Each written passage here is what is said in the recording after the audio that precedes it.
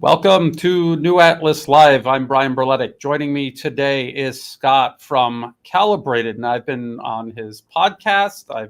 He's now doing videos on YouTube. All of his contact information is going to be in the video description below. Hello, Scott. Welcome. Thank you for having me. I've been wanting to come on forever, so this is gonna be fun. Yes, and what we're going to do is kind of a live version of the updates that both you and I do on a regular basis regarding the conflict in Ukraine, the status of Ukrainian offensive, and the NATO summit, and also this news we were just talking before we went live about how actually important the fact is that the U.S. is sending cluster munitions to Ukraine as a substitute for conventional artillery rounds. Before we get into that, and as people are filtering into the live stream still, Scott, why don't you tell us how you got into doing this? How long ago did you start following this particular conflict? What other conflicts are you following, and what are you doing now?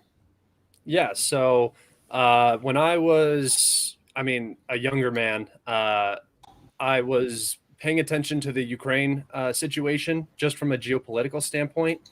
It just caught my eye because it involved Russia. And so from 2013 onward, I had my eye on Ukraine. I watched the whole Maidan unfold, everything that came after that from 2014, the annexation of Crimea up until the SMO. I was paying attention and just learning, I don't like to ever consider myself an expert. And this is really a topic that I would consider myself very knowledgeable on, just because of the amount of time that I've spent focused on it. I've also paid quite a close attention to Syria, as one would pick up and the other one would slow down, you kind of move in between. But Ukraine has always had a place in my heart, just in terms of the information and what it means to the world. And as soon as the SMO got started, I wanted to start delivering information, because I was coming into the information space and I saw it was completely controlled by the West's narrative. And I was seeing a lot of inappropriate information, fake information, and just stuff that I wasn't particularly okay with. So I started voicing my opinion, and people seemed to like it. I got quite a following on Twitter. I got a following on Telegram, and I decided to start a YouTube page, and that's also going good. So I hope I'm saying the right things. People seem to like what I'm saying, and I'm just going to keep doing it. Yeah, and another thing is you're not afraid to change your mind when you realize that the information has changed, or maybe you made a mistake, and that's something that we all have to do, and it's a lot harder than I think people imagine. When you first, before we get into what's going on now, when you first saw this happening, what was your impression? Were you buying into the Western narratives, or were already at that point you were like, no, this isn't adding up? At what time? Say around the 2014 U.S. color Yeah, revolution. so in 2013 and 2014, as it happened over the winter, I was watching it, and I was pretty propagandized in the West. Just if you're an American, you have this basic idea of Russia. It's sort of a Red Dawn idea of Russia, and once you actually get to understand the country and the culture and how they operate, I personally gained a lot of appreciation, especially for their foreign policy. One of my biggest issues is U.S. foreign policy and how prolifically bad it has been since 1991, in particular. And I was following the Maidan situation, and I would say that I was more indoctrinated with the Western narrative on it. But as I started to watch it unfold and I started to see how things were going, and particularly the Odessa incident where, the pro-Russian activists were burned alive in the building, that kind of tipped me. And I was starting to really question what was going on, what the U.S. had to do with this, why we were even involved, and why it was happening.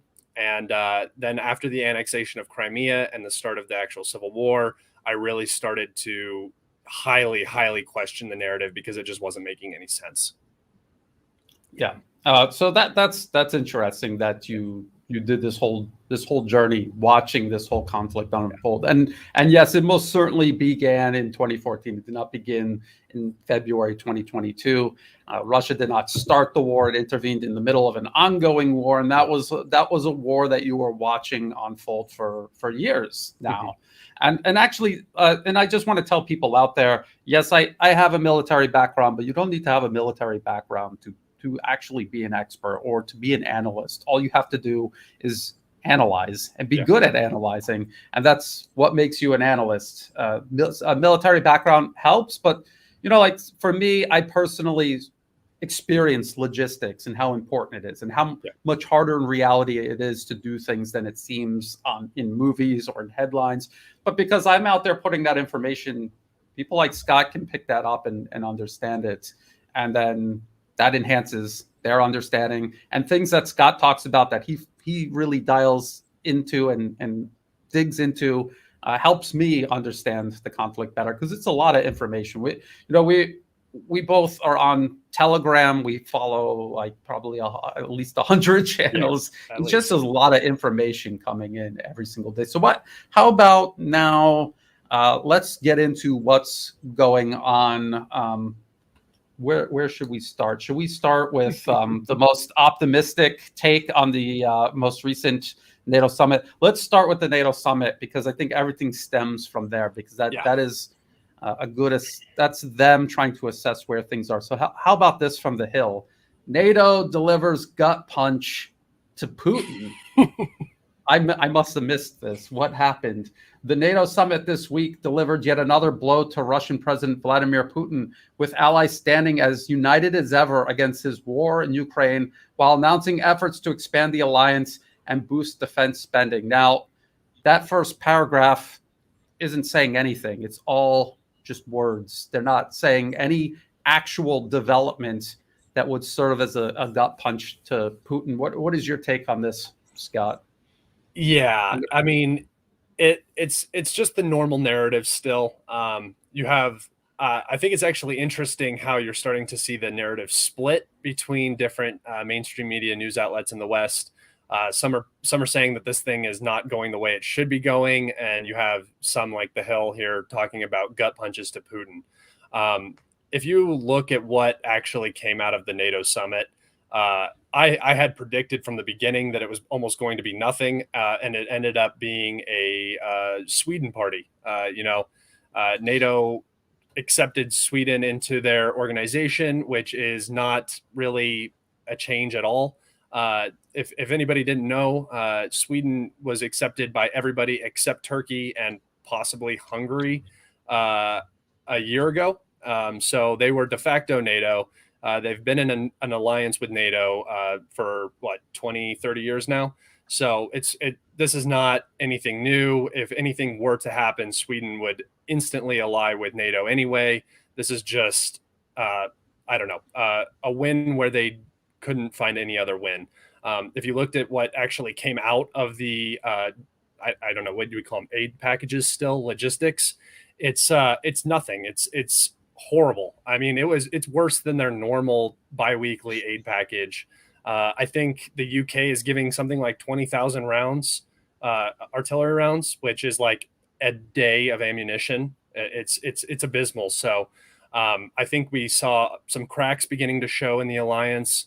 We saw Zelensky get very upset with how this summit went. He was expecting a lot more. He didn't get what he wanted, and it just kind of all came out to a bunch of articles. Is literally all that they could do, is just write about how Putin is getting gut punched. I don't know where this gut punch came from. I don't know what they're even talking about. ATACMS weren't even agreed upon for this. That's what I was expecting. I expected that to be the big savior of this whole NATO summit, was the announcement of ATACMS, but that didn't even end up happening. So. Yeah, and the thing is, and people who don't follow the Duran, they should be. Yeah. The Duran has been saying this for months about Turkey resisting Finland and Sweden, their entry into NATO, that it was really just Erdogan trying to get the best deal possible before stamping his approval on that. It was always going to happen. Finland and Sweden, when they said that they were going to join, they were going to join. There was nothing that was going to stop that. And just as you say, Scott, what difference does it make? Sweden and Finland have been working together with NATO all along. Yeah. Every single war of aggression NATO has launched, they have been involved in one way or another. And even regarding this Russian special military operation right now, this is from Forbes, one of my favorite authors, David Axe. And he's talking about one of the 9 NATO armed and trained brigades that Ukraine stood up for their offensive. One of them has mostly Swedish equipment. So Sweden's already been involved in this whole time. Yeah. Enough to arm and equip a whole brigade, which is about 4,000 men, usually at full strength. So what difference does that make? So it's exactly what you're saying. They need to spin this as some sort of victory. They have nothing to announce, so they're just saying, all right, let's go with Sweden. Sweden's in NATO. This is the big, Putin. This is the talking point too, by the way. Putin wanted to stop NATO expansion. Now there's 2 more NATO members. These were de facto NATO members all along. I'm trying to see if there's anything else. Yeah, and here. I would just like to say that there's a couple arguments that people have been making for why this is a big deal. The first one is Swedish neutrality, which I think is a complete joke. I don't think that there was ever any Swedish neutrality. It's just a really convenient way. Is this neutrality right here? Yeah. No, so that is a non-starter for me.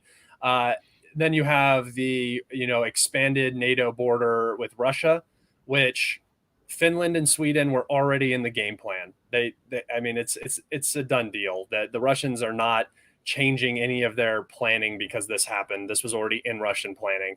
And if you want to look at, they talk about, well, now you can position missiles on Russia's border and threaten St. Petersburg.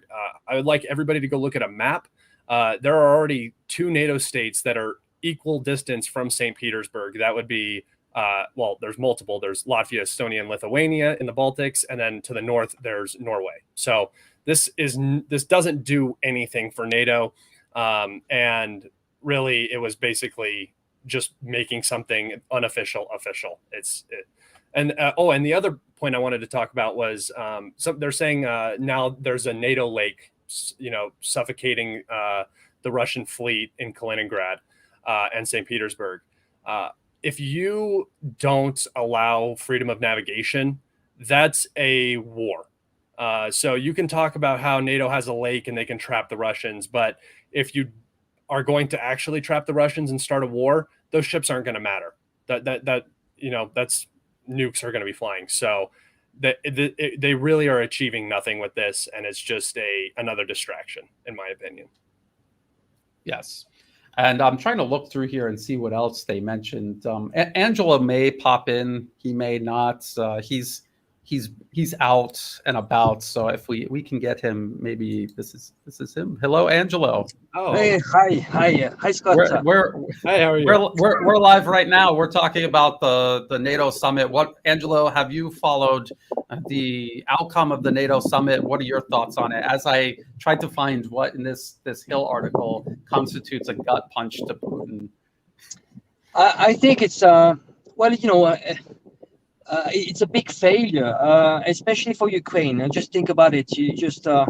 They are invited to the summit. They are being given weapons, but at the end of the day, there's just empty promise about possible entrance into the NATO. So I think it's just showmanship. Nothing happened in reality. Of course, there's Sweden and Finland. I think Finland is a big disappointment for Russia because. Keep in mind that Finland had an agreement to stay neutral, and they broke the agreement.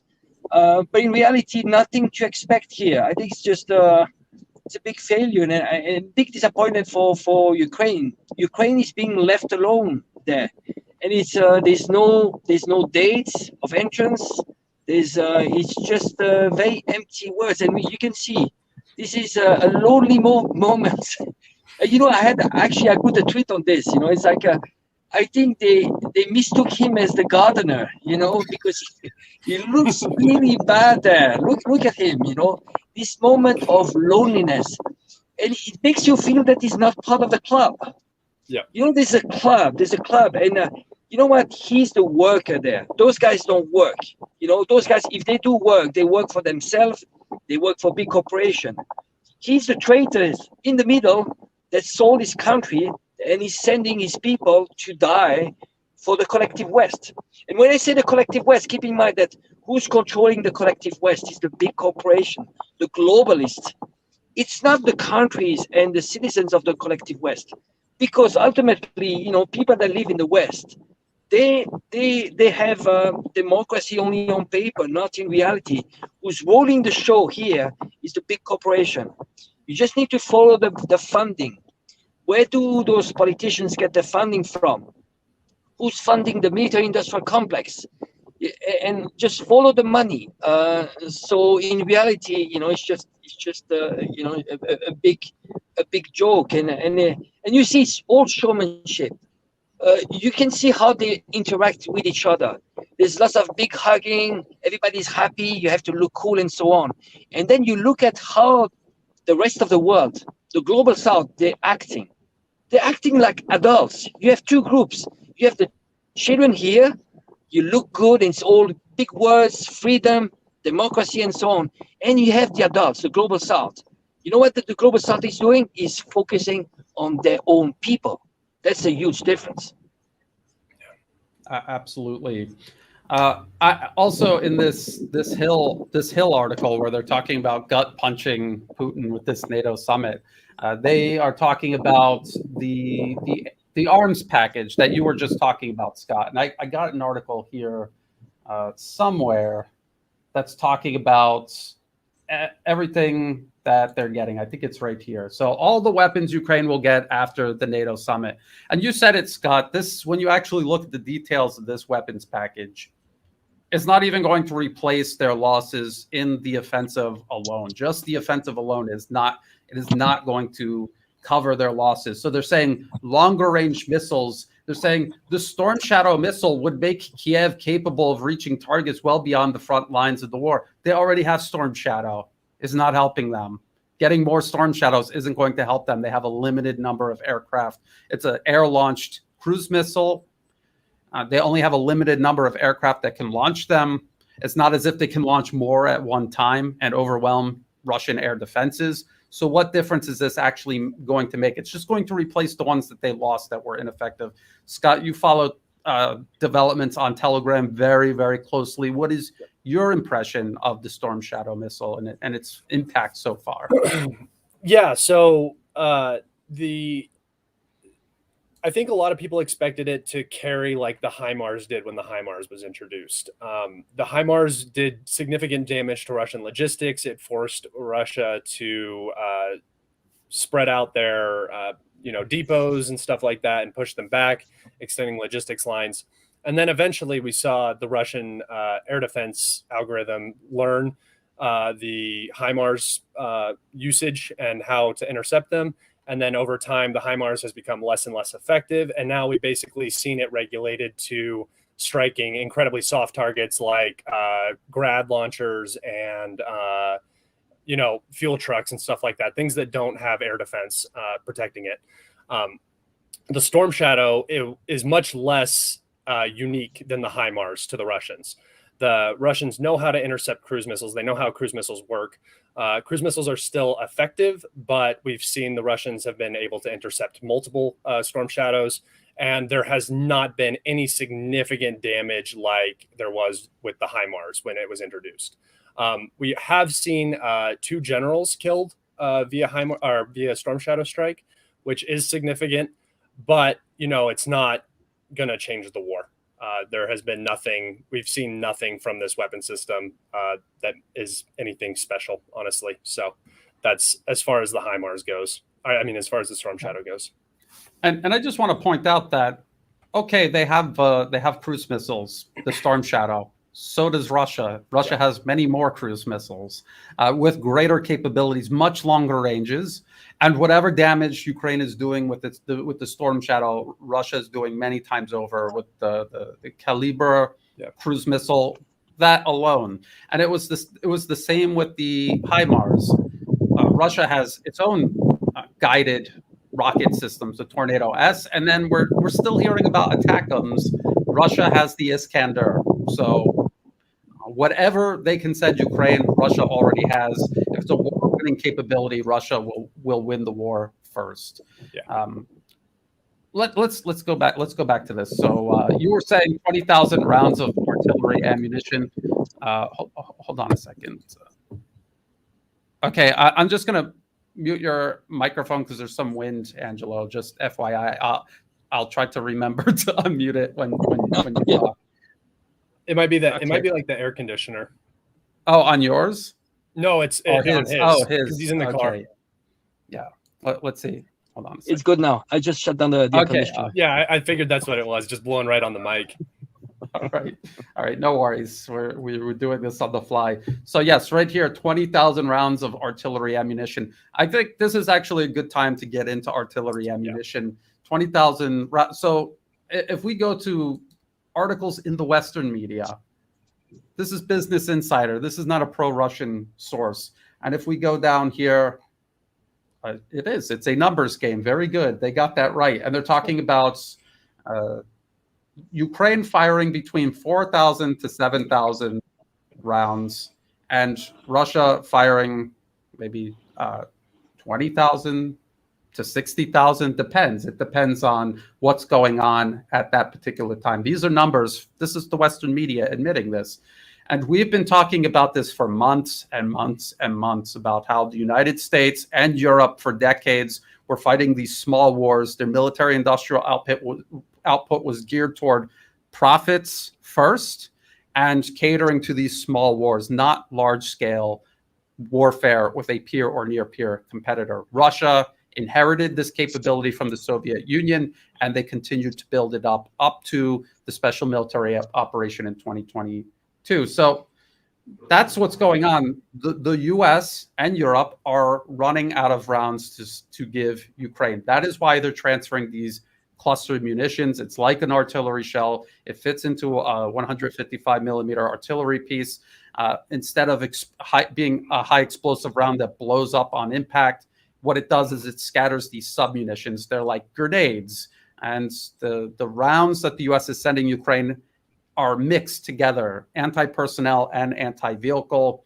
And you wouldn't want to have these shot at you, but it's very different than high explosive. It's less effective for what is happening on the battlefield. Now, Scott, you actually did a good rundown on it before we went live. Maybe you'd like to just kind of repeat what you were saying before the show started. Yeah, so just to touch on a point you made, the West has been highly focused or solely focused on the war on terror, right? You can look at the way they design their guns, the ammunition they use. When you're fighting, terrorists that are unorganized or, not as organized as a government entity, all you need to do is put an artillery shell on a tent. That's basically what the M777 has been used for years. They're not meant for high rates of fire. So we've seen extreme barrel fatigue and weapon fatigue on the M777 and other Western weapons. And not to interrupt, Scott, but I was just going to talk about the artillery the West is sending Ukraine breaking down. So it's not just we're running out of artillery rounds. We're also running out of artillery pieces to fire those rounds. Please continue, Scott. Yeah, and we've seen particularly this is an issue because the Ukrainians, for their volume fire for a long time, were heavily relying on their Soviet stockpiles and Europe's Soviet stockpiles of D-20s and D-30s. These are anecdotally, I have not been seeing many of these on the battlefield. Every time I see a Lancet hit an artillery piece, it's a Western artillery piece. So there's rumors that they're starting to run low on even like 152 ammunition, caliber ammunition and stuff like that. So this is becoming a real issue. And just as, Brian said, the West has been focused on these small wars. And in these small wars, it's not profitable to make millions of rounds of ammunition and store them for years. It's the difference between Russian war planning and Western war planning. The Soviets were prepared for World War III. That just carried over into Russia, the Russian Federation. They have the industrial base, they have the mindset for it, and they consider this conflict existential, where, I mean, maybe the West does now, but at the start of this, the West did not consider this conflict existential. So they did not increase their industrial capacity. And if you're looking at the pledges that the West is making for artillery rounds, they're talking about 2025 to 2028 being completed with these upgrades to their industrial capabilities. That is not enough. The West also does not have the workforce for this. They could eventually train a workforce for this, but if you look at the EU compared to Russia, Russia has 3 million people working in its defense industry. The EU has, I think, less than 400,000. So there is substantial inconsistencies with between the rhetoric of being able to produce all these shells and the actual reality.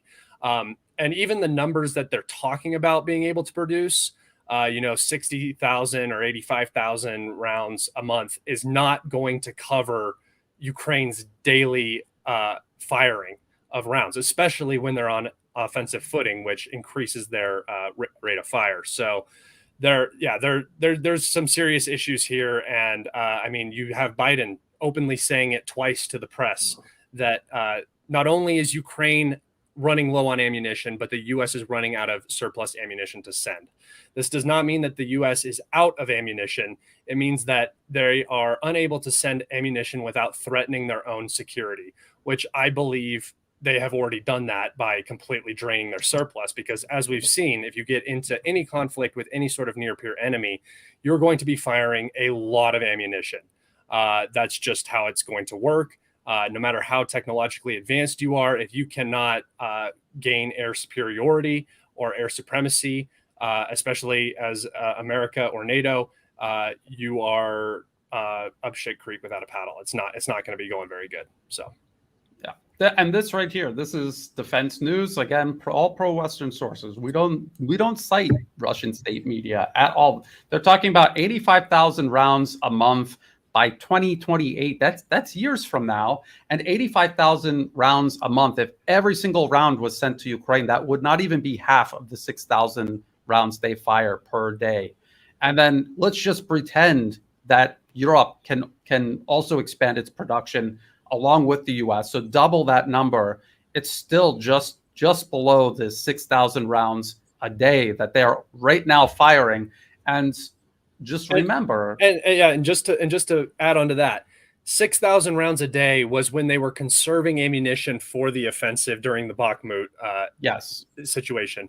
When they were in Bakhmut, the Russians were able to advance actually pretty effectively because the Ukrainians were conserving a lot of ammunition because they just didn't have the surplus to be using, 10,000, 15,000 rounds a day. But now that they are on an offensive footing, they are firing far more than 6,000 artillery shells a day. Easy. So, yes. And so this Business Insider that we were just looking at, this article here is from April this year. This was a more recent interview, supposedly by the Washington Post with Ukrainian Commander General Valery Zaluzhny.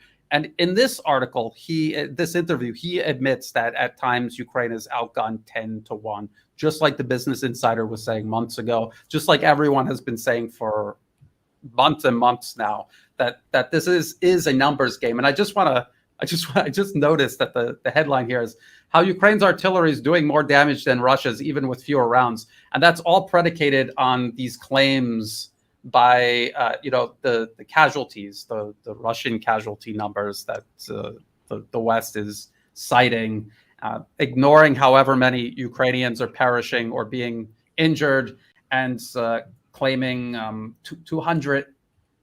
over 200,000 Russians killed or injured, compared with so they're saying Ukrainians 1 to 4. I mean, what do you make of these casualty numbers? Well, Angelo, we've been talking about this for a long time. What do you make of these made up casualty numbers, and then the entire Western establishment doing their analysis off of these obviously fabricated casualty numbers? Yeah, well, Brian, you don't need to be an expert in the, in military topics when it comes to trenches warfare. It's a no-brainer. It's all about artillery and also I guess tanks. Just if once you hammer the opponents, then you go forward. So you need tanks and artillery. So 10-1. I mean, of course, I think there's a strong correlation. It's probably the 10-1 when it comes to death. Uh, I'd like to, if we could touch maybe on the F-16. I have a question for Scott. I mean, what the F-16 would bring on the table for Ukraine? Is that only cosmetics and how the training? I would say, are those going to fly the F-16 going to be Ukrainians? Because I personally have some great doubts. I wouldn't be surprised that we will find Polish firefighters, flying those jets, and they'll fly from Poland. What's your take on what do you think about the F-16? And also, would they be used on the front, or is it going to be just away from the Russian air defense? Yeah. So, yeah, there's a multitude of problems here. I'll touch on the training first. It takes, I mean, you want a decade to train a Air Force, right? On a new plane, especially. It is not something that can be done in 6 months to a year. You can get somebody capable of actually flying a plane, but to have experienced pilots and then have young guys learning from experienced pilots takes years and years and decades, honestly. So to pretend like you're going to have any sort of significant expertise or training on these guys is a joke. If it's 6 months, I don't expect them to make it a week. If it's a year, I don't expect the F-16s to ever arrive. So that's the first part, is training. It is very possible that you will see mercenaries in these aircraft, whatever you consider a mercenary, a foreign pilot, not a Ukrainian. It's also incredibly difficult to, I would expect that they're going to train all new pilots. The West has this idea that, it is a real thing where if you take a MiG-29 pilot and throw them into an F-16, train them, as soon as they get into a fight or flight situation, their adrenaline starts pumping, they're going to revert to their old habits, which is MiG-29 habits. That is a problem that will present itself as well. So it is very possible that you will see foreign fighters if these are delivered quickly. I'm honestly doubting that these are going to be delivered. I don't think that the Europeans will have the. After this NATO summit, I just don't see how Europe is going to start giving away its Air Force unless they're promised F-35s. But F-35 production is not great enough to be giving Ukraine, your entire Air Force. And then when you actually bring, you start talking about the logistics on the ground of F-16s. F-16s are not like MiGs. MiGs can take off from anywhere. You can have a airbase made out of dirt, and MiG-29s will be able to take off. They can take off of highways and so on. You need infrastructure for F-16s. They require a lot of maintenance. So not only are you talking about training pilots, but you're also going to need ground crews, which are not easy to come by. That's a lot of training. And you need the infrastructure to support these vehicles, these aircraft, which does not exist in Ukraine. And if it does end up existing after being, brought in and built, the Russians can just strike it. There's going to be 2 or 3 max air bases that will be running F-16s, and they will be prime targets. So flying in from Poland presents the issue of you don't have the range unless you're flying in refueling aircraft. So, positioning planes in Poland would mean that you would fly these aircraft in. They would never get to the front line. They would be, Su-24s that are more expensive. They're just Storm Shadow carriers. So, yeah, no, this for me is probably the most far-fetched of the asks, just because it makes absolutely zero sense to the battlefield. If you had 1,000 MiG-29s and you could deliver those that are I mean, even 20 MiG-29s right now would be better than any F-16s in the near future. Yeah.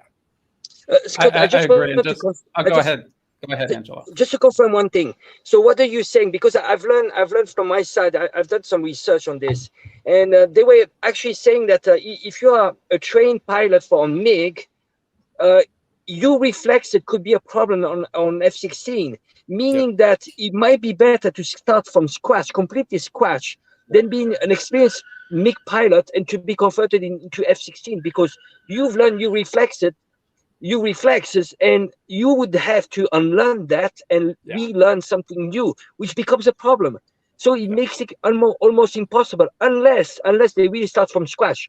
But there's how long do you need? You need probably 1 or 2 years at least. So I have the impression, like you, that this is only cosmetics. Just they need to say we gave you something. Yep. And the big issue for Ukraine right now, and we've seen it throughout this entire offensive, we're coming up on 40 days, is that they have no ability to, one, suppress Russian air defense, especially short-range Russian air defense. So drones, helicopters, and aircraft are not able to support frontline operations. And then we've also seen just no close air support at all. The Russians are, honestly, their only issue right now is dealing with drones dropping grenades from time to time and artillery. So the idea that the reasoning behind asking for F-16s doesn't match what the F-16 will actually do for Ukraine. They need what they really need is something like an A-10 or a bunch of Su-25s to come in and do close air support, but they can't do that with Russian air defense, and they don't have the means to suppress Russian air defense. So it's a losing battle. Exactly. And I put this comment up on the screen because, first of all, that's correct. The F-16 goes all the way back to the 1980s. There's many different versions of it. It's updated over the years. So you have many different versions, and they're not actually similar. In certain cases, it could be like an entirely different aircraft in some ways. And so it requires additional training to fly these different versions. And they're talking about, this is similar to the Leopard 2 tanks. There's many different versions of Leopard 2 tanks sent to Ukraine, and all of these require different types of training. And remember how we heard for months and months how the Leopard tanks were just going to roll over Russian defenses, how superior they were to Russian tanks, and they ignored the reality of the training, the logistics, the sustainment, and the reality of what the Leopard 2 tank was even capable of. They ignored all of that, and they're doing the exact same thing with the F-16s. And I want to go to this article, and I've talked about this before. Air and Space Forces magazine, again, another Western source. Romania is a model for training Ukraine's pilots to fly F-16s. And let's see where it is. I'm going to try to. So they're saying we struggle at this point, and we started enhancing and getting the F-16s like 7 or 8 years ago, and we're still not there. And this is Romania making this transition from Soviet-era warplanes to the F-16 is taking years and years for them to do it. And they're doing it under, I would say, relatively ideal conditions versus Ukraine. So all of this, we all have to keep all of this in mind. And Angelo and Scott, I absolutely agree. This is a fantasy, and this is just them saying this because they don't know what else to say or do. Let's see. It takes decades to build an Air Force. The reason why the U.S. Air Force is so strong is because it has been molded and crafted over post World War II, I would say. So 60, 70 years of no near peer conflicts. Air Force was never under any significant threat except maybe in Vietnam. And even then, I mean, there's no way U.S. production could outpace their losses in Vietnam. So it takes decades to, train pilots and then have those pilots learning from older pilots. If you look at the timeline, it's not even enough time to train like passenger aircraft pilots. Like if I wanted to go get a job at American Airlines, say right now, it would take me more than a year to learn how to fly the plane and then learn how to fly, and before they actually let me in the cockpit, it would take over a year. And that's for a non-military vehicle. You're not dealing with weapon systems. You're not dealing with combat. You're not dealing with all of that. And that is just another layer on top of that. So to pretend like you can produce pilots in 6 months or a year that are going to have any combat effectiveness is just, it's a pipe dream. But it is a good cover story in case they bring in mercenaries. It is. Oh, And yeah, there's also another thing is that something very simple, English proficiency. Just Ukraine, just to give you an idea. I mean, Ukraine has the lowest level of English proficiency. So all the manuals for F-16 will be all in English. And those pilots are used to just, their language is Russian. That's how they learn how to fly. So they would have to go through learning English first and then being able to read some basic manuals. Yeah. Or do it through translation, which is how they trained all of these brigades that Ukraine is throwing at Russian defenses right now. Now, this was another part of the aid package that was announced after the NATO summit. And again, it's just what does the objective? More of exactly the same. So they're saying 40 more Marder infantry fighting vehicles. So these are not tanks. They're lighter armed, lighter armor. And they're like Bradleys. The Bradleys we see burning in heaps all over the battlefield.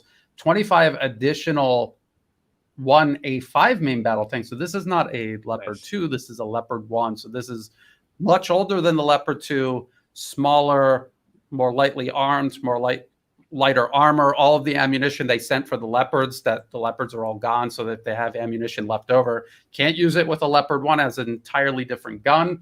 And they're not appropriate for what is happening on the battlefield right now. And again, Leopard 1 is going to require an entirely different training regiment and maintenance and everything else. So this is what's been happening this whole time. This hodgepodge of equipment being sent, and none of it is working. None of it is working because you cannot have an army built up of hodgepodge.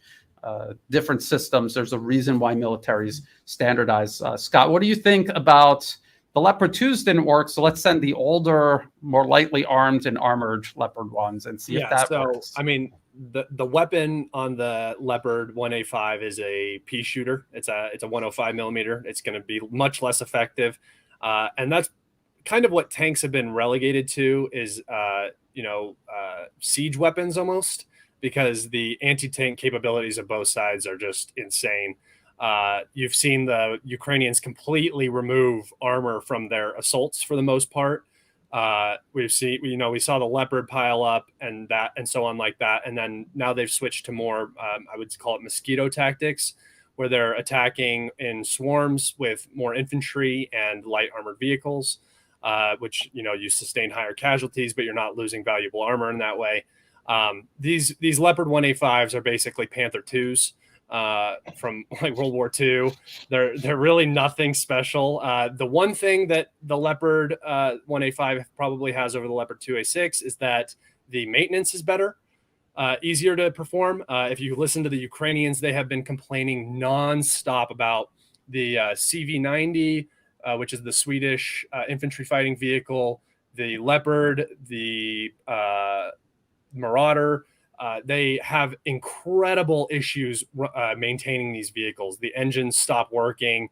They have a lot of issues. This is once again a sort of a war on terror mindset where you have these super advanced weapon systems that work really well under perfect conditions. When you have you have air superiority, you have an artillery advantage, you have an intelligence advantage, you're fighting people that don't have satellites or drones and they can't hit your tank.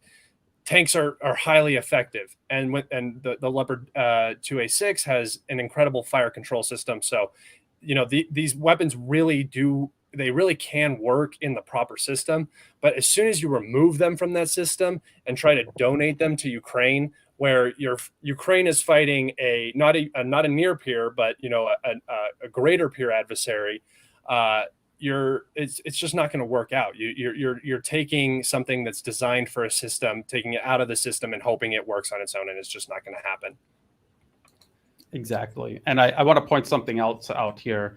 They're also talking about sending 2 Patriot launchers. Yeah. Now, is that just 2 launchers? Yeah. That's not even a battery. That's not even all the associated equipment that would make it work. So, and is this just them replacing the ones that were destroyed by the Kinjal strike, or so it is curious that it is 2 launchers, as that is what the Russian MOD claimed that they destroyed. Now, I'm not going to say that that's what happened. When you're firing 35 rocket barrages in a couple seconds at fake targets, which is what happened. We have a Ukrainian air defense crew that has admitted that is what occurred. And it occurs often that they fire huge salvos at electronic warfare signals, which are not real targets. They're basically decoys. Those launchers can be degraded and they need to be replaced. That can happen too. And that's something that people ignore, is that you can donate air defense systems, but just because they have that air defense system doesn't mean that it's always going to be operational. It will have downtime. It does require maintenance. And so that is one part of it. It is very interesting that they're only sending 2, which is exactly what the Russians had claimed. And then if you look at what they actually sent during the NATO summit, well, I don't know if the Patriots were from the last logistics package or if it was from the NATO summit, but they're also sending 2 NASM radars, which they can't even cobble together a battery of anything to give to Ukraine. They're giving Ukraine replacements for what has been lost. And I would expect also to see maybe an IRIS-T radar being delivered. We saw one of those being lost, so that's a very real possibility. And this is also a very crucial part. It's the same thing that we were talking about with the ammunition. The West can at least increase their ammunition over time. The radar and air defense production, the air defense missiles, the HIMARS missiles, and the radar production in the West is at a snail's pace soon. Everything that Ukraine loses, every time you see a radar get hit, every time you see an air defense system get hit, that is an irreplaceable loss. That is something that they will not be gaining back. The same goes for engineering vehicles. I think that those are some of the most important vehicles on the battlefield right now. And we've seen in the recent aid package, they were given 27 recovery vehicles and 10 engineering vehicles, which, goes to show how the offensive is going. We need to deliver recovery vehicles now. Not we should have delivered them before the offensive started, but we need to deliver them now. And these are just irreplaceable losses. So, when you see a Leopard 2A6 burning on the battlefield, that emotionally will speak to you, and you go, oh, well, Ukraine must be losing because they're losing this tank.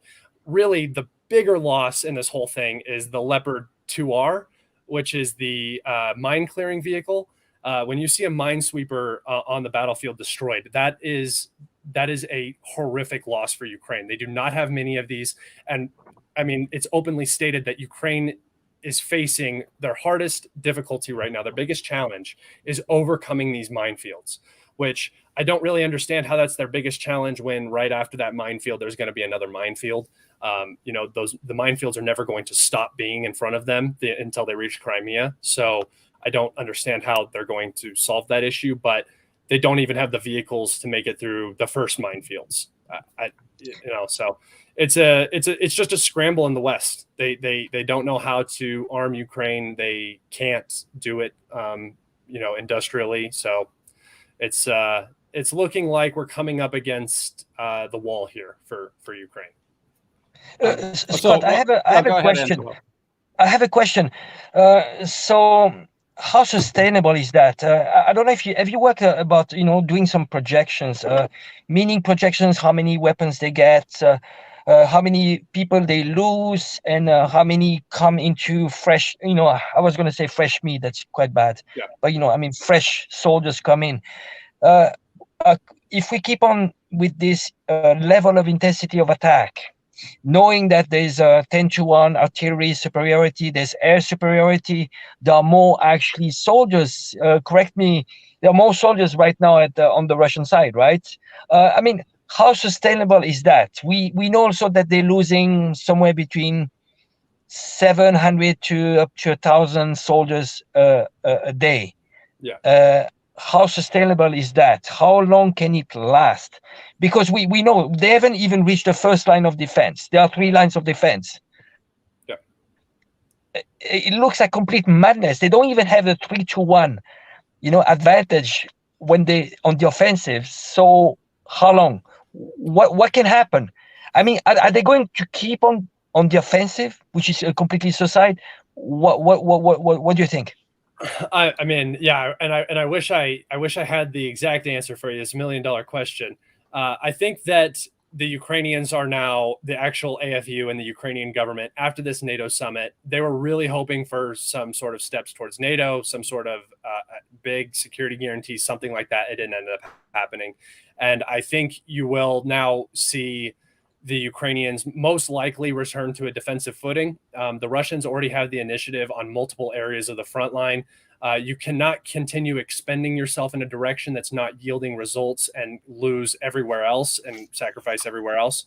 We're seeing it in the LPR, in Kharkov area, around Avdiivka. The Russians are moving forward. They've even made progress around Ugledar, which is one of the strongest defensive fortification areas on the Ukrainian defense line. We saw that the Russians had issues there earlier in the war, and now they're making progress. So that's a new situation that's occurring. In terms of the extent at which they can continue, it really just depends on what your perspective on losses. I would say that the Ukrainians have probably lost 26,000 seems accurate, wounded in action, killed in action. I would probably put it a little higher. That's not counting deep strikes. That's not counting I don't think it's counting all areas of the front as equally. I would say 26,000 in Zaporozhye and in the southern Donetsk area through this offensive is highly likely. They've been getting absolutely ruined. We've seen guys just getting trapped in minefields. It's horrific. So their ability to sustain this in terms of manpower, I think that they probably can. They still have a rather decent army. It won't be combat effective people that they're throwing into this, but they still have the manpower to actually do it. I think that the crux of this is going to be the artillery expenditure. When you go on the offensive, you have to increase that. They saved up for a long time to go on this offensive. And if you look at NATO planning, you have General Hodges saying that the Ukrainians are going to be at Crimea by the end of summer. Well, we're approaching the end of summer now, and the Ukrainians haven't made any progress, like literally zero progress in the Zaporozhye area. They've achieved zero strategic objectives. I would consider, even reaching the first line of defense a strategic objective being completed. The capture of Kleshchiivka around Bakhmut, making some progress towards Kryminaya. Any of these things would be considered a objective in the offensive, and none of these have been reached. You cannot continue firing shells in this manner and expect to be able to remain strong in a defensive position. So either the Ukrainians are going to keep going for it and hope that something pays off because they know this is the end. I have a personal suspicion that things are much worse behind the scenes than what's being alluded to. It reminds me very much of the German army at the beginning of 1945. They were, even in the middle of 1944, the German army was defeated. They still looked healthy. They were still going on offensives. They were still pushing the Russians and the Americans on both sides of the front. But if behind the scenes, in hindsight, it was over. The Germans lost. I think it was 5 million Germans were killed through military actions throughout the course of the war, and from December 1944 to the end of the war in 1945 in May, the Germans lost 1.2 million people.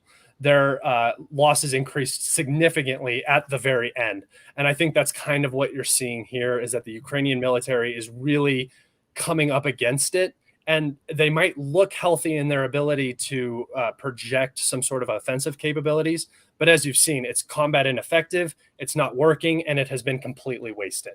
I'm really thinking that this is sort of an Ardennes sort of situation. People were trying to compare it to Kursk, but the Germans at Kursk were actually strong. It didn't work out. They projected their offensive for too long, and it ended up failing. But this is more of like an Ardennes situation where it's even worse than the Ardennes, because at least the Germans made some, strategic gains through the Ardennes offensives that they just ended up losing. But the Ukrainians are, I honestly think that this is the last time that the Ukrainians will have the initiative in the SMO. Yeah. And I would add to that, because I compared the Ukrainian offensive last year in the fall to the Ardennes offensive. And when you actually think about it, that is exactly what happened. They exhausted this huge offensive potential that they built up, that they could have saved and used defensively. Instead, they put it out into the open. They seized this symbolic amount of territory, but they lost their army in the process. And from that point to the beginning of this offensive, they were waiting for NATO to give them another army. And there is nothing left in NATO to give Ukraine. Even if NATO wanted to intervene directly in Ukraine right now, because this is what I was going to ask both of you next, and then take some questions, because I said this was going to be question and answer, and we didn't do that, as always. So just as you're saying, Scott, everything is degrading over time. There's a lot of clocks that are ticking away in terms of artillery ammunition, the amount of equipment that you have, maintenance, manpower, trained manpower, experienced manpower, experience that takes 5 to 10 years to gain. When these people die in a conflict like this, you're not getting that back in this conflict. That is gone forever. So all of these things are starting to add up. And that's what happened to the Germans. It all started adding up until at the very end, even though they had a force on the battlefield, it just was not capable. And I think that's similar to what we're seeing with Ukraine right now. And the only difference with your comparison, you are right. Kherson and Kharkov should have been an Ardennes situation. The difference between the Germans and the Ukrainians is that the Ukrainians are backed by NATO. NATO bought them time. If this would have been strictly a conflict between Ukraine and Russia had, come in more seriously than they did, and they would have had more maximum goals instead of what I think is that they came in trying to force a negotiation right away. It didn't end up working out, so then they had to pull out of Kiev and stuff like that to try to gain negotiating ground with the Ukrainians, and then that just collapsed as well. The Germans did not have a second army being built for them overseas and then being delivered. It's just the Ukrainians have had so much support. They're on life support right now, financially. Even their training is done out of country. There is nothing. The Ukrainians have expended 3 armies already. So when you're making, I just want to point out for people that would claim like, oh, well, you said the last one was the Ardennes offensive. It was. They wasted their whole army. The only reason that they're still here is because they were gifted a new army. And so that's just what I had to say about that. Yeah, and one last thing, I point this out: 26,000 killed or injured. That is between 6 to 7 brigades, and Ukraine only stood up 9 NATO-trained and equipped brigades. I don't know how many other brigades that they tried to cobble together to augment that, but just think about what a chunk of manpower and equipment has already been lost. And when you're doing an offensive like this, you need all of these capabilities. When you break through, you still need to have all of these capabilities to exploit it. And this much is gone, and they have not even breached the first of Russia's many defensive lines. So what you were saying about the officer attrition, we're seeing it, and in particular, the way that NATO wanted these brigades to be run was not. We talked about it with the MiG fighters or MiG pilots being trained on F-16 and having bad habits. They did not want Soviet trained officers running these new brigades. They wanted NATO trained officers running these new brigades. So they brought in these young guys, 26, 27, 28. And these are the guys that are running this offensive. And we're seeing infighting inside of the 47th Mechanized Brigade right now. That's the one with the Bradleys and the Leos, because the sergeants are all saying that the commanders of the brigade are horrible. They don't know what they're doing. And you can't blame them because they have never been in this position. This is their first offensive, and it has all of this pressure on it. It's just the whole.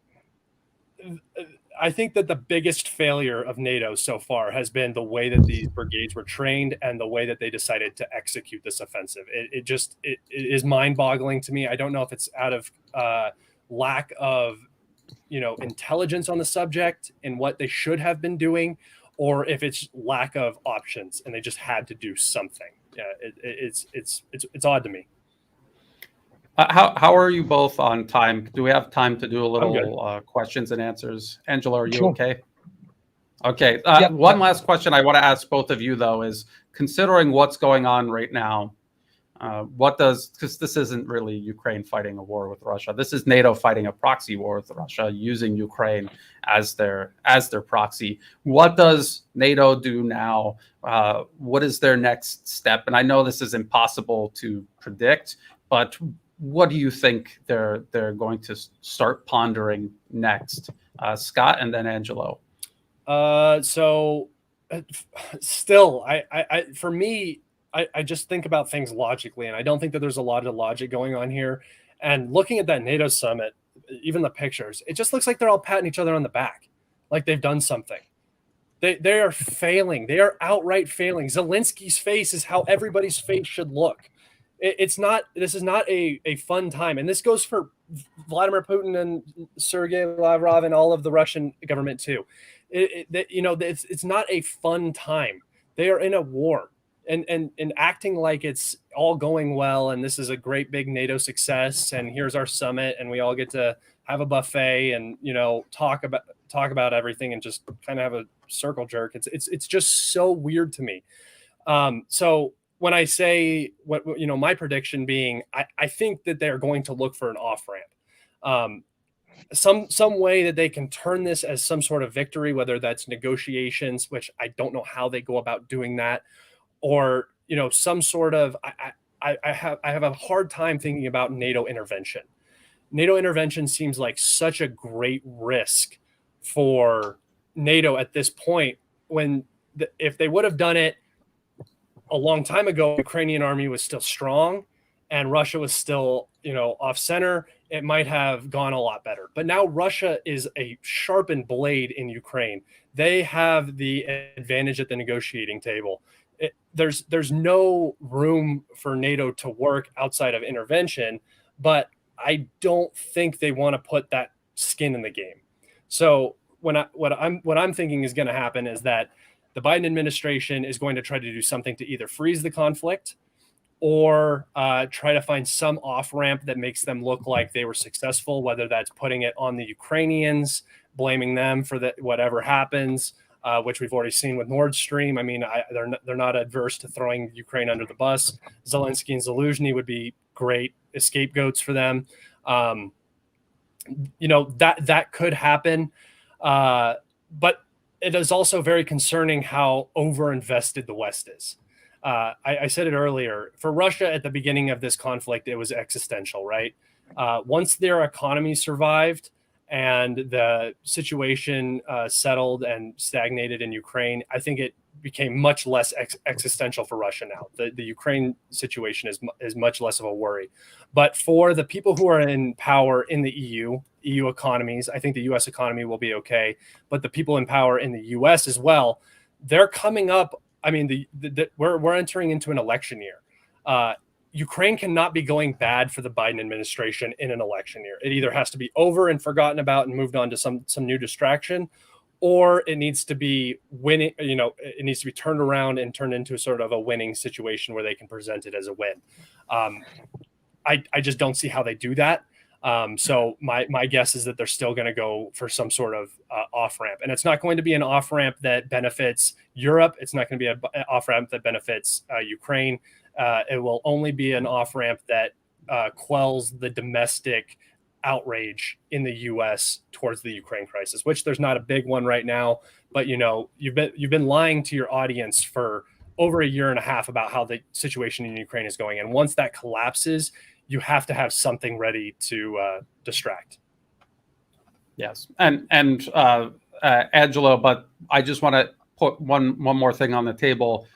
The U.S. is doing this proxy war against Russia and Ukraine right now. They're also preparing conflict with China in the Pacific.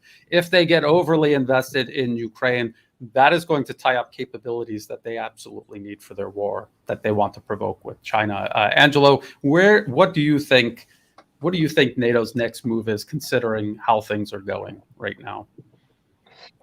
Well, I think as much as it was existential for Russia, and it is still for Russia, it is also existential for NATO, because this might be the last war that NATO can fight, because, well, they cannot afford to lose this one. So the off-ramp, of course, they want an off-ramp, but again, we need to look at, I think, the decision is going to be on the Putin side, and I doubt Putin would want to fight to freeze this conflict and want to go back to another fight in 5 years' time. I think he wants to wrap it up. He wants to neutralize Ukraine. I don't see them freezing the conflict. No. I think there's one thing which is really interesting when we see after 1 year, more than 1 year, everything makes a lot of sense now. Why Russia was actually running a marathon, because the big game was not Ukraine, it was NATO, and also potentially another conflict opening up towards China. So this is why they actually took it step by step, slowly, because they had already planned this could expand to NATO, and it could expand also later to China. So I think the problem is that you have two sides which are fighting existential wars. So here, NATO, this might be the last time they fight a war, and they can, they like the Durand say, they have no reverse gears. They want to keep in power. That's what they do, and I think it's delusional.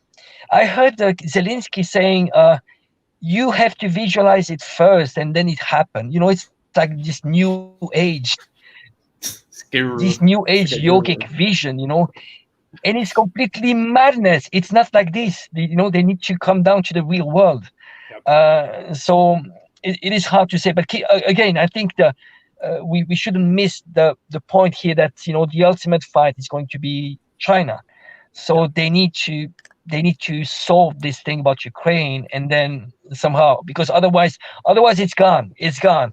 Because in the meantime, you see changes on the political world. There's BRICS, there's de-dollarization. As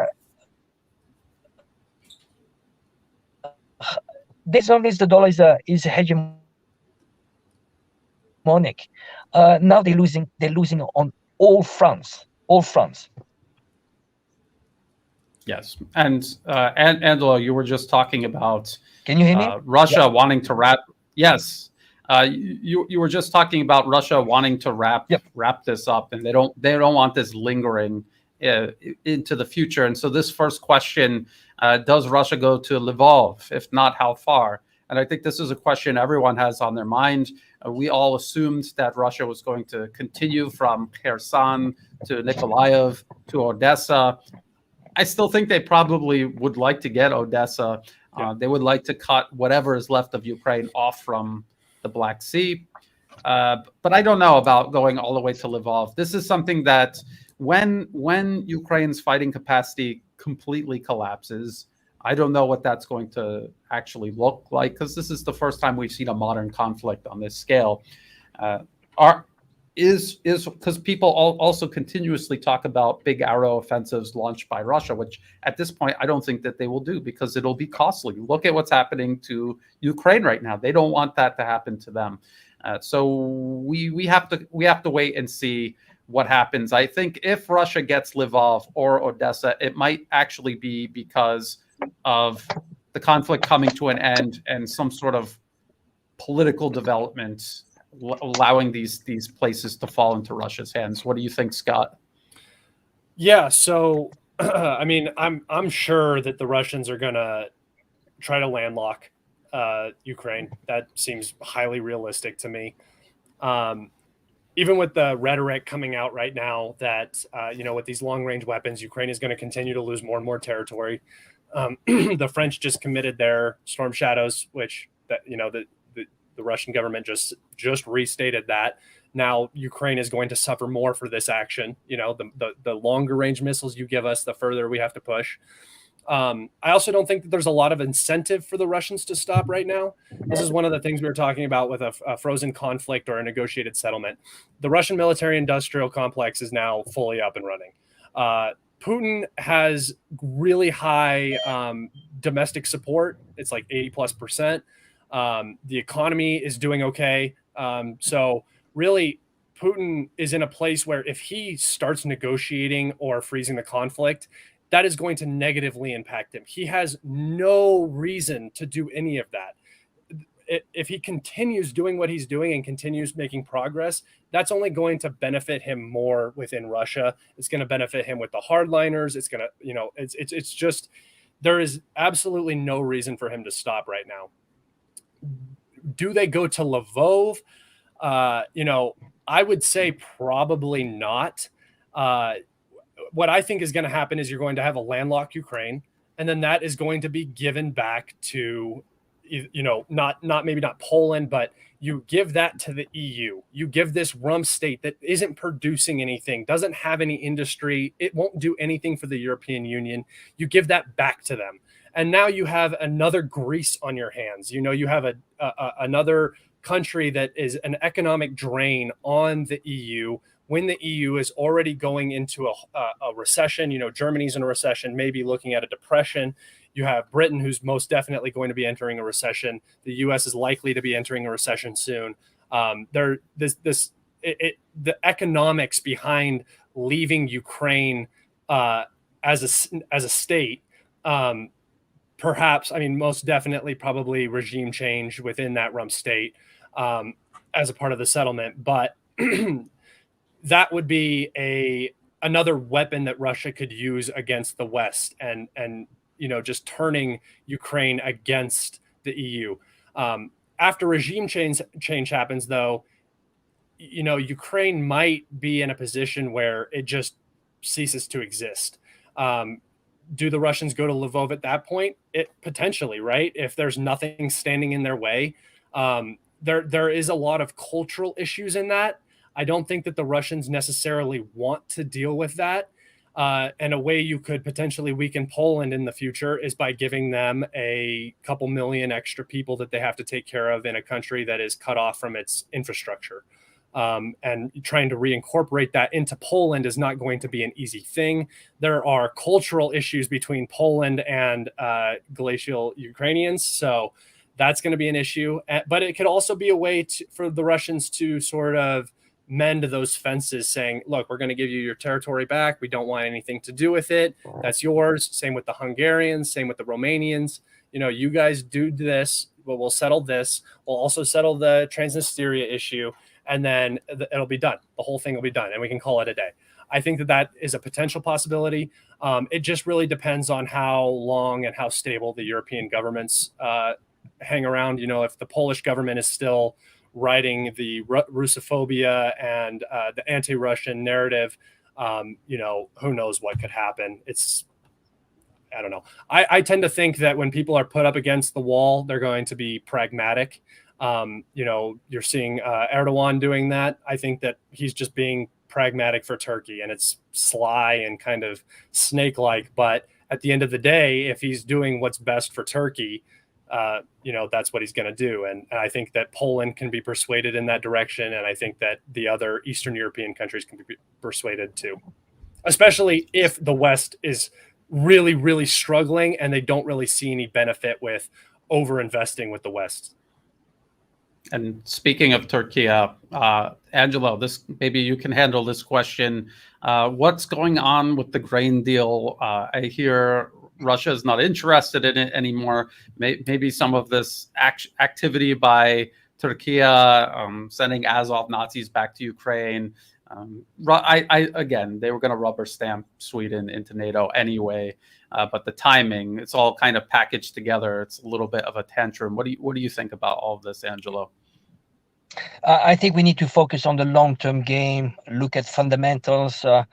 Those are, again, I think the personality of Erdogan is focusing on his own interests, but he's going to keep on playing both sides. But again, he's taking some positions that are actually slightly more siding for Russia and the global south. Those, I think we need to look at this. I think you're gonna have bumps on the road, and we saw that. Remember, they shut down an airplane, a Russian airplane in Syria. It didn't stop those two countries to work together. So I see this as only being bumps on the roads. It's but again, Erdogan is a complex personality. He's a bit unpredictable, and he's actually working for the interest of his own countries. And I think many countries, if they could play very smart, you are relevant as a country if you can actually not side with one camp. Why don't you focus on your own interest? And that's what Turkey is trying to do. But again, the problem is that when you have deals and you don't respect your deals, then you're not credible. That's the problem, I would say. Other countries, once they sign a deal with Turkey, they would think twice. I have a question. Does this impact Turkey's potential to be entering into the Shanghai cooperation? I would think ultimately no, because they would pick pragmatism over, Turkey threw a fit and they did this and we don't like it, so no, you don't. That's something the United States does. And when you look at it, I personally feel like the Azov guys, like, that's a big deal to the emotion in Russia, but I don't think it's really a big deal to the Russians. I don't think it really makes a difference. And now they're back in Ukraine and talking about going back to the front lines. Now they can just solve the problem in a different permanently way. Yeah. Yes. I think we need. I want to point out one thing which is really important. You see, the West sees, you're either my enemy or my friend. This new concept of multipolar world, we are seeing something which are close to miracles. We have in SEO, we are talking about India and Pakistan. Those are enemies. We are talking about BRICS. You have India and China, which are still in open conflict, border conflict. So you see, they are much more adults. What they are doing is that, we look for what unites us, where we can work together, and we set aside differences. And that's the new concept of the multipolar world. You actually start talking to your enemies. That's what you should be doing, and you have a conflict. Okay, well, focus on what works, what we can work together. And somehow what happens is that once you start trading, you start building infrastructure, you start talking about security. We know SEO is about security. It's fighting regime change, interference, focusing on sovereignty. They focus on that, and then somehow things get better. And keep in mind, the conflict they have in Southeast Asia, in Eurasia in general, it is because they exist because there's always a third party. The third party is often the US, the collective West, through NGOs, through funding terrorists, separatists, and so on. Once the collective West will lose relevance, everything will be solved slowly, locally. You see, it's interesting. We saw what happened, the rapprochement between Saudi Arabia and Iran. Who did that? Not the collective West. The collective West divided and conquer. You have China that comes in and say, well, you know what? We have the Belt and Road Initiative. If you guys fight to each other, we won't be able to work together. Why don't you solve your differences? And then there's going to be trading, there's going to be infrastructure, and that's a win-win. That's what the Chinese call common prosperity. And that's way better than what the collective West has been doing for hundreds of years. Yeah, I agree with that. I just want to say also, Angela, you just said as the U.S., its hegemony around the globe fades, all of these all of these, patching up their relations, Saudi Arabia, Iran, God. a lot of this is going to be made possible. Scott, go ahead. You took what I said. I was going to say the first big major win of the multipolar world, I do believe, is Saudi Arabia and Iran mending ties, ending the conflict in Yemen, which is horrible for the civilians of Yemen, and children starving to death and all that. And I think that could be, it could be pointed to as one of the first big wins. Saudi Arabia pulling away from the United States and making decisions that are better for Saudi Arabia and better for the Middle East. Some sort of at least cold peace in the Middle East is very welcome in my book. Yeah. And it all stems from Western driven divide and conquer. So when the West is no longer able to do that, common sense and self-interest will prevail in the Middle East. Now, this question, what is Russia's ability to sustain its production for the conflict? We've watched Russia increase its ability to produce weapons of all kinds. People have to understand that Russia possesses huge amounts of commodities and also a huge industrial capacity. And I want to hear from Scott and Angela, but I just want to show this. I often show this when talking about China. Science, technology, engineering, and mathematics graduates by country per year, graduates per year. China is graduating millions more than the United States every single year. And this is what makes Chinese economic and industrial capabilities like night and day versus the US. But if you look at the chart, Russia, even though it has a much smaller population, it has a comparable number of science, technology, engineering, mathematics graduates, and that translates directly into industrial capacity. So I just wanted to point that out. And then I want to hear from Scott and Angelo. What do you think about Russia's ability to sustain or even increase its production amid this conflict?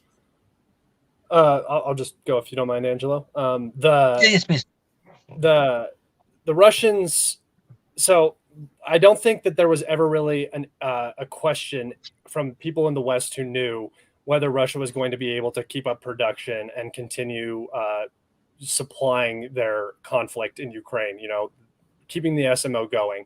The goal of the West was to economically ruin Russia and then cause a collapse internally.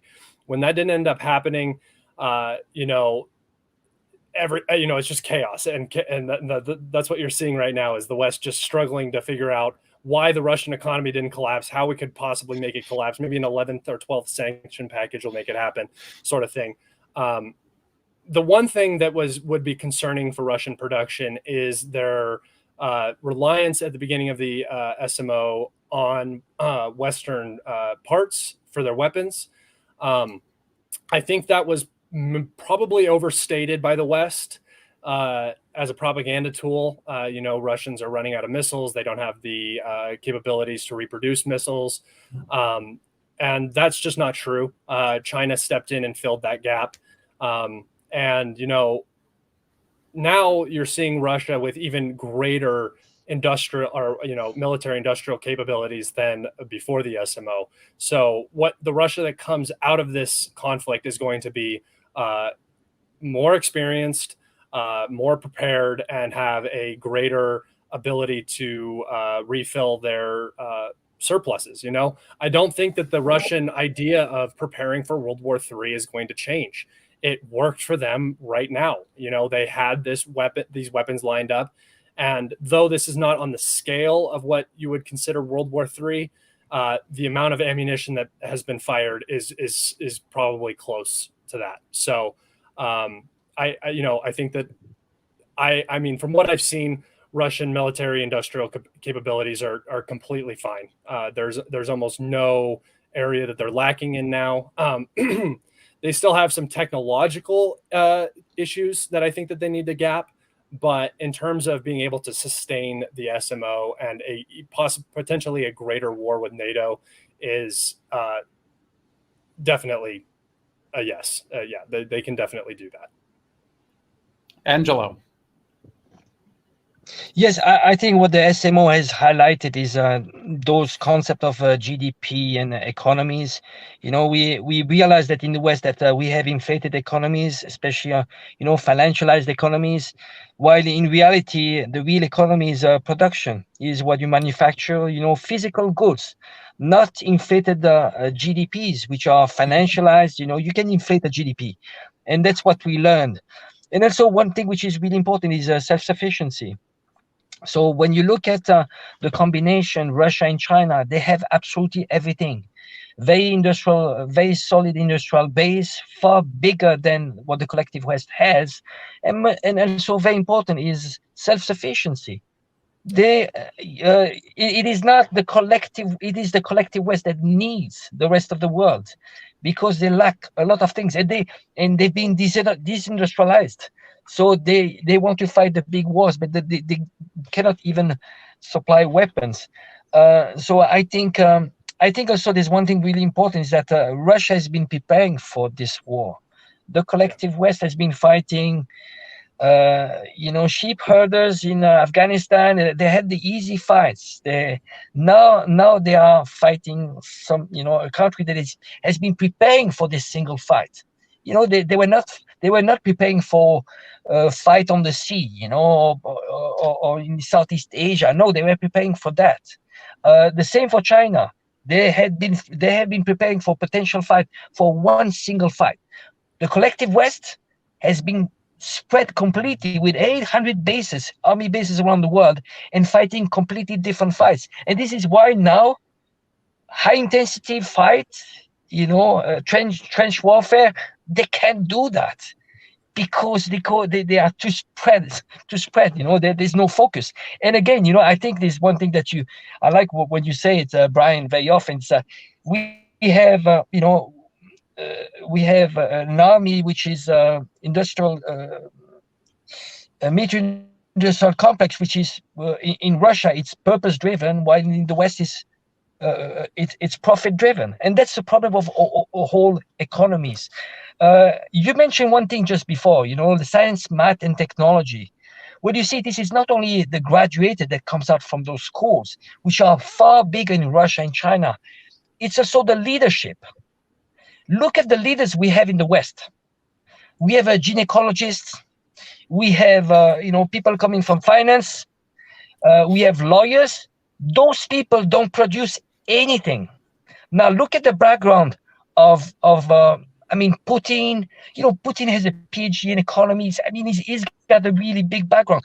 You look in China, they are maths engineers. They're all PhDs, solid people. They've been producing stuff, not like a guy like you. We create people like Zelensky overnight. He goes from being a comedian to being a leader, and that's the problem of our leadership in the West. It's all showmanship. It's all wind. They are going to tell you what you want to hear. In China, in Russia, it might be there's no emotional, but those guys, they are going to produce stuff. It's going to be about tangible results, not what you want to hear. They're going to tell you, in China, it's a 5-year plan. This is what we are going to do. And they deliver. And it's about tangible. And that's actually, you basically answered this next question. Is the US and the rest of NATO, are they really out of ammunition, or is this a deceptive tactic to trick the Russians, to bait the Russians into a trap? A lot of people, look, they're worried. They're like, I hope they're out of ammo. I'd like to see this war end, but could it be a trick? And for all of the reasons Angelo just explained, it's not. It is not a trick. The fundamentals in the West for decades have been like this, have created a deficit in industrial capacity, and now they are suffering. They are paying the price. These are the consequences for this way of organizing their society and this foreign policy that they have pursued for decades out in the open for everyone to see. I don't know if anyone has anything they want to add to this question. I would never want to appear weak like this. And this doesn't really necessarily work because the Russians have intelligence in Ukraine. We've seen it throughout this entire war. They know what's coming in and out of the country. They know what's being fired. They know how many shells are landing on their positions. If the Ukrainians are running out of ammunition, it'll begin to show, and they will know about it because they have people in the Ukrainian military who will say, "Yeah, we're running out of ammo." So, to say that this is one big deceptive trick is just kind of a little bit of hopium. No, I think that the West is legitimately out of surplus ammunition to send to Ukraine. I think that this has been a problem for a long time. They've been up against it for a long time. They've already borrowed from South Korea and Israel, those stocks. And that's not something you do if you have ammunition stateside. Why would you jeopardize your security in those two regions for Ukraine? You wouldn't. It's just desperation. So, no, I do not think that this is a deceptive trap. I don't think that the West is out of ammunition either. It's just out of the ammunition that it can give away for free to Ukraine. Yeah. And with the ammunition, we've seen them struggle to dig up ammunition everywhere, just like you were saying, Scott. And I believe right before this offensive, and they almost basically came out and said this, that they're going to dip into their strategic reserves to make sure Ukraine had enough, because they cannot get by in an offensive like this with just 6,000 rounds a day. That's not going to happen. So they had to obviously give them more for at least a short period of time. And then once that's gone, that's it. They're going to have to depend on only what they can produce. And Russia has their own ability to ascertain how. They're not just sitting there listening into state Department of Defense briefings and like, oh, they said they only have this much left and write it down. No, they have intelligence. They collect the information on how much is being produced all across the West. This is one of the things that an intelligence agency is supposed to do, and I assure people that is what Russia is doing. I'm looking. We're almost to the end here with the questions. Anyone have anything else to add to that? I'm looking for at least one or two more questions here. Anything else? Let's see. Let's go all the way to the bottom and see. Well, I think we covered a lot. I mean, this is what do they always say about conflict? People are talking about tactics, the tactical minutia on the ground, but in reality, what ultimately determines the fighting is going to be logistics. And I think the points that Angelo was hitting on right there about how the West is organized, people have to remember the West realizes their mistake, but it will take years to reorganize their society, if that's even possible. Yeah. The human resources necessary to do this do not exist in the West, and that will take a generation to rectify. So this is a huge problem. The West, I think, the leaders running things now, maybe this is how we can end. The leadership right now is incapable of admitting defeat. They're incapable of changing the premise that they should be running everything, that the West should maintain hegemony over the planet. It does not matter that the facts stack up in a completely different way. They're incapable of doing this. They're incapable of admitting they can't do it. I believe their system is going to have to collapse and something new is going to have to take its place. And then maybe the West can contribute constructively to the rest of the world. Does anyone else have anything to add? Any final thoughts? First, Scott, and then Angelo? No, thank you so much for having me. I enjoy coming on and talking about this stuff so much, and it's so nice not to have to host. It's amazing. So I really appreciate it. Yes, and we appreciated you coming on. I'm sure you'll be back on, and I'm sure I'll be back over at your channel. You're doing a great job, and please keep up the good work. Angelo, thank you. Any last thoughts? No, just was a great pleasure, Scott. I wanted to add just one more thing, is that I think that I just want the leadership in the West, where do they get the information from? I think they are, there's a huge bias, and it's the whole system which is built up like this. So you have those think tanks which are funded by the military industrial complex, and they are looking for their interest. So they're not going to give you necessarily what the accurate information. And I think the decisions that those leaders in the West are taking are not the right decisions because they are based on the wrong assumptions and data. It's just because it's not a scientific approach. But anyway, was a great pleasure. Always, Scott, was good to have you on the show. It was lots of learning, great input. Thank you. Yeah, I've been watching you and Brian for a long time, so it was a pleasure to finally get to come on and talk to you guys. Yes, and Angelo, thanks for joining us, even though you're obviously not at home. I really appreciate that. And well, today is Thursday. Usually we're doing this on Friday. I want to thank everyone who tuned in live. Please like and share. Check the video description below for everywhere you can find and follow Scott's work, as well as Angelo's work, and also other places you can find the new Atlas on Telegram, Twitter, Rumble, Odyssey, everywhere. On Telegram, what I'm going to do is, I haven't done this yet, but I'm going to download these live streams and I'm going to post them on Telegram just so it's backed up somewhere else. So thank you, everyone. Yes.